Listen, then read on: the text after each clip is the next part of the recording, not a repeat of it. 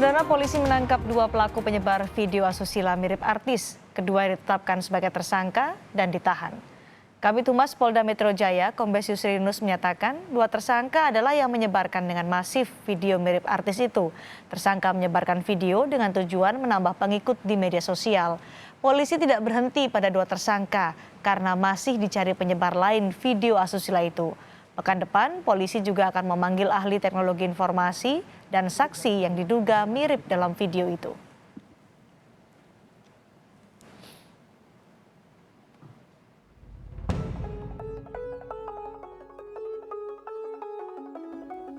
Video syur mirip sejumlah artis menjadi sorotan publik belakangan ini. Video beredar di sejumlah media sosial dan mudah dilihat siapa saja. Sejumlah pihak pun melaporkan kasus ini. Salah satunya sekelompok advokat. Mereka meminta polisi tidak hanya menangkap penyebar video berkonten asusila tersebut, namun juga meminta polisi mengungkap sosok di dalam video. Nah, apabila nanti para penyebar utama ini sudah ditangkap, tentunya kan akan dikembangkan lagi permasalahan ini dari penyebar utama, motifnya seperti apa dan apa tujuannya untuk menyebarkan konten yang bermuatan asusila tadi yang merugikan jutaan rakyat Indonesia. Terus yang kedua, untuk menjawab pertanyaan masyarakat ini, saya rasa Polri juga harus menjawab pertanyaan-pertanyaan rakyat Indonesia. Siapa yang ada di video itu? Tentang orang yang ada di dalam video tersebut, seperti itu. Pakar informatika Roy Suryo dalam program Sapa Indonesia Malam Kompas TV juga mendukung polisi mengungkap sosok pembuat dan pengedar video syur tersebut. Roy memastikan jika sosok dalam video tersebut asli dan bukan rekayasa. Ini sebenarnya memang perlu dicari siapa pembuatnya atau siapa perekayasanya. Karena video ini sebenarnya hasil retake. Hasil retake itu adalah ada video sebenarnya, ada seorang wanita dan laki-laki yang sedang melakukan sesuatu ya yang saya tidak menilai moralnya, tetapi kemudian itu direkam ulang menggunakan gadget ya. Jadi artinya gadgetnya diputar, video itu diputar katakanlah begitu, kemudian direkam ulang. Jadi ini retake. Kenapa dia merekam ulang? Itu ada maksudnya supaya dia tidak terdeteksi kapan video ini dibuat yang asli dan juga bahkan suaranya dihilangkan. Jadi artinya ini krusial sekali. Siapa pelaku pertama pembuat video, saya sangat setuju PMJ atau Polda Metro Jaya mengejar itu. Saat ini polisi memang sudah menaikkan kasus ke tahap penyidikan setelah melakukan gelar perkara pada Rabu lalu. Dari gelar perkara, polisi juga memastikan adanya unsur pidana dalam kasus tersebut. Tim Liputan, Kompas TV.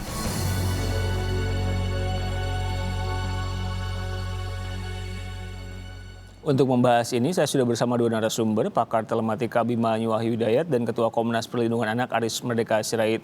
Pak Abi, Pak Aris, apa kabar? Dengan Riko. Baik. Terima kasih. Selamat sore, Riko. Selamat sore. Saya ke Pak Abi dulu, ke Abah. Pak Abi, apa amatan Anda terkait video ini? Apanya? Apa?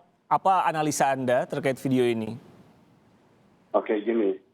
Abah ya, Pak Abi. Katanya mau manggil Abah. Oke. Jadi kita gini sekarang. Kalau orang melihat siapapun di Indonesia, ya, semua kalau melihat pada video ini, fungsinya cuma edar benar atau tidak. Mau saya memberikan analisa terbuka apapun, kalau seseorang sudah tidak percaya, maka dia bilang akan tidak. Kalau saya tutup seminimal mungkin, saya bilang hanya kemiripannya 2%, orang bilang itu tetap iya. Okay?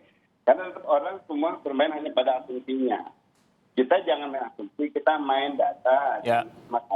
Nah, kalau main data berarti kita analisa, ya kan? Nah, kalau untuk menganalisa, saya sampai sekarang belum secara hukum diminta kepolisian untuk memeriksa.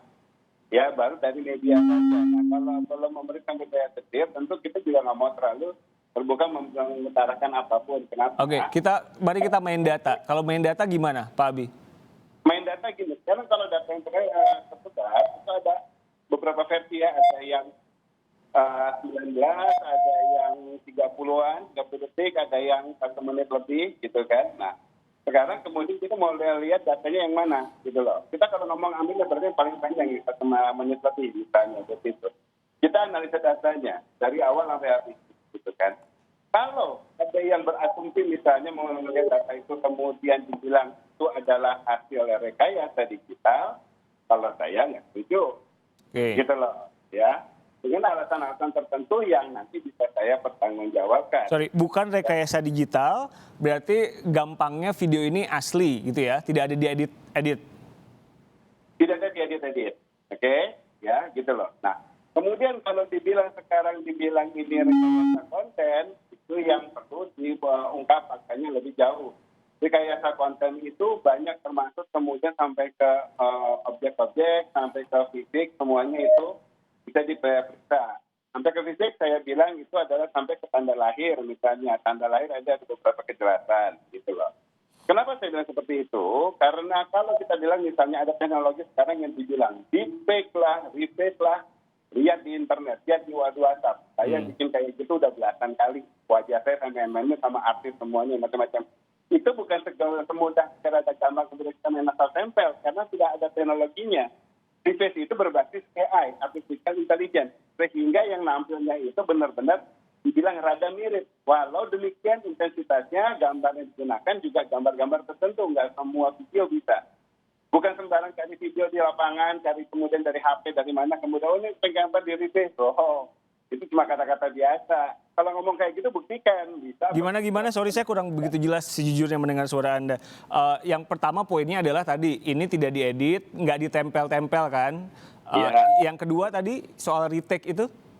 Reface, ya. Ada reface, ada deepfake. Kalau reface itu mukanya diganti ulang, oke? Tetapi sudah dengan video-video standar. Nggak sembarang video sembarang diambil kemudian ditempel. Oke. Kelihatan banget kalau ada teknologi seperti itu. Nah, kalau dibilang deepfake, ya, pemalsuan yang lebih mendalam, itu sekarang isunya sudah menyebar di dunia gitu kan. Tetapi itu baru teknologi mendasar dengan gerakan-gerakan tertentu, ya. Nggak kemudian sekedar video biasa dilakukan itu. Itu memang itu udah ancaman dunia dibilang gitu. Tetapi tidak untuk hanya video ecek-ecek kayak gini, gitu loh. Video ecek-ecek kayak gini dibikin kayak gitu, kemudian diasumsikan, itu begitu. Gitu loh. Nah, kembali saya bilang nanti kalau dari ujung-ujungnya hanya tinggal percaya atau tidak percaya, meyakini atau tidak meyakini. Nah, ahli juga gitu nanti tergantung kepolisian mudah. Tinggal mau mencari ahli yang pengen menutupi, dia mencari orang yang memang menyatakan dari awal ini tertutup bahwa itu bukan yang nyata. Tetapi kalau ahli yang mau menggamblangkan, tentu dia akan membuka gitu loh. Mudah aja dari kepolisian nanti tinggal agar mau mengarahnya ini kepada yang siapa gitu loh. Hasilnya akan seperti itu.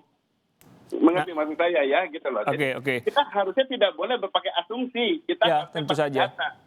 Data itu hanya bisa dilakukan setelah dilakukan pemeriksaan. Pemeriksaannya secara hukum, sudah berbasis hukum. Nah, Pak Abi, kalau sekarang kepolisian mencari penyebar pertama video ini, nah serumit apa untuk mencari penyebar pertamanya?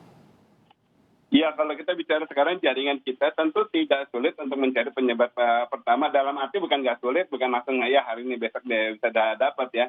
Itu tinggal yang beredar di internet kan sudah banyak, ya kan. Kemudian di sosial media juga sudah banyak. Tinggal dulu siapa dapat dari siapa, mudahnya kasarnya begitu. Tetapi kalau dari jaringan kita juga bisa melakukan penelusuran, gitu loh. Ya, nah. Cuma kita jangan sampai salah melacak, jadi melusur misalnya ternyata memang benar-benar ada yang hasil direkayasa, diedit-edit biasa, kemudian itu yang ditelusuri, dapatnya nggak pengirim pertama. Sebagai contoh, video durasi 30 detik, kemudian depannya dipotong, belakangnya dipotong, dan kemudian itu yang dia diganti sedikit, dimainkan. Itu disebar. Maka pelakunya sudah berbeda dengan yang pengirim utamanya. Kalau dilacak itu pasti mengarah ke yang lain. Itu jadi harus dilakukan pembandingan dari konten yang sudah ada. Akhirnya nanti bisa ketahuan ditelusuri. Saya sekarang ke Pak Aris dulu. Mana saya utarakan, ada kritik, ada teliti, ada telusur. Untuk tidak salah mengarah kepada pengunggah pertama. 3T, teliti, telisik, telusur. Saya ke Pak Aris sebentar. Pak Aris, yang dikhawatirkan Komnas Perlindungan Anak sudah terjadi anak-anak menonton video ini. Data apa yang Anda punya? Ya, yang Bung Riko, pertama saya mau mengatakan bahwa saya melihatnya dari beredarnya tayangan-tayangan SUR, saya melihat dalam perspektif perlindungan anaknya. Saya tidak peduli apakah itu artis atau tidak artis. Jika juga tidak artis, tidak layak untuk memproduksi atau membuat tayangan pornografi yang gampang diakses oleh anak-anak untuk disebarluaskan. Jadi sekali lagi perkara ini kami melihatnya bukan apakah itu GA, apakah itu JE atau siapapun lah. Tapi sekalipun dia bukan artis, itu tidak layak membuat, dan undang-undang pornografi itu dapat menjerat siapa yang membuat, siapa yang memproduksi, sekalipun itu tidak didistribusikan. Dalam perspektif perlindungan anak yang kedua adalah penyebarannya. Nah ini kan disebarkan. Nah, persoalannya adalah entah dari mana anak ini dapat tayangan itu. Nah itu berarti ada unsur kesengajaan yang memproduksi, yang membuat, menyimpan dan seterusnya, sehingga anak-anak kita ini sangat gampang mengakses tayangan pornografi yang mirip artis itu menjadi trending, itu disebarluaskan.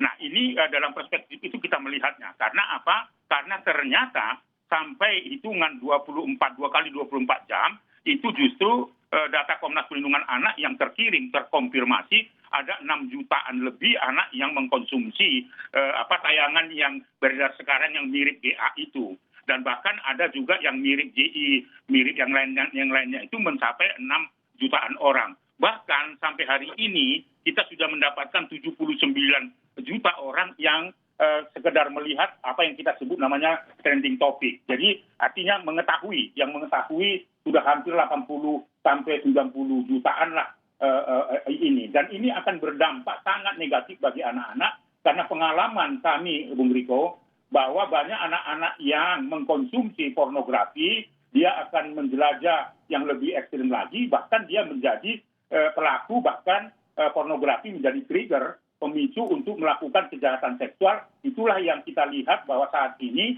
justru anak-anak menjadi pelaku, anak-anak menjadi korban, itu karena mengkonsumsi pornografi. Nah ini juga seperti itu.